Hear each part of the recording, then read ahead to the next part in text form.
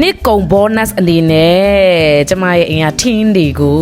ဖုန်းမဲဖောက်ပေးတယ်သမင်းပေါင်းအိုးတွေရောအစုံမဲဒီတစ်ခေါက်တော့ဆိုလက်ငွေမပေးတော့ဘူးဒီပစ္စည်းတွေသူတို့အမတ်တရဖြစ်သွားအောင်ဆိုလက်တေးချကိုတညလုံးဒီ Happy New Year အတွက်ပေါ့နော်ဆိုလက်ပြင်ဆင်ထားပါတယ်ကလေးတွေအားလုံးပျော်ခဲ့ကြတယ်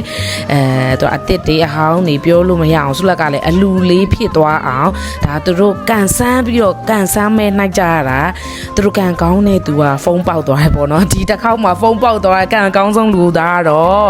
ကျမဂျာလေးဖြစ်နေတယ်ဒုတိယငွေသားတသိန်းကန်ကောင်းသွားတဲ့သူကတော့ကျမတို့ဒီအခု video editing ဘိုက်ကကလေး admin ကလေးပေါ့နော်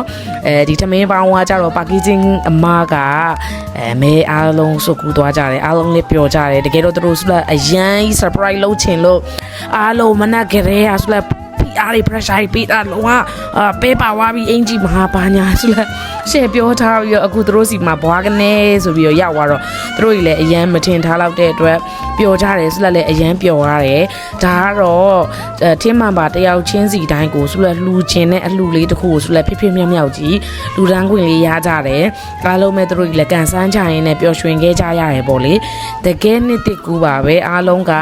2026ကိုသူတို့ရဲ့ကံကောင်းခြင်းတွေပျော်ရွှင်ခြင်းတွေနဲ့နှစ်တစ်ကူဖို့အတွက်တယုံလုံးကတော့ ready ဖြစ်နေပြီဒီထဲမှာတော့ super နှစ်တစ်ကူတော့ကျမကြာလေးပေါ့နော်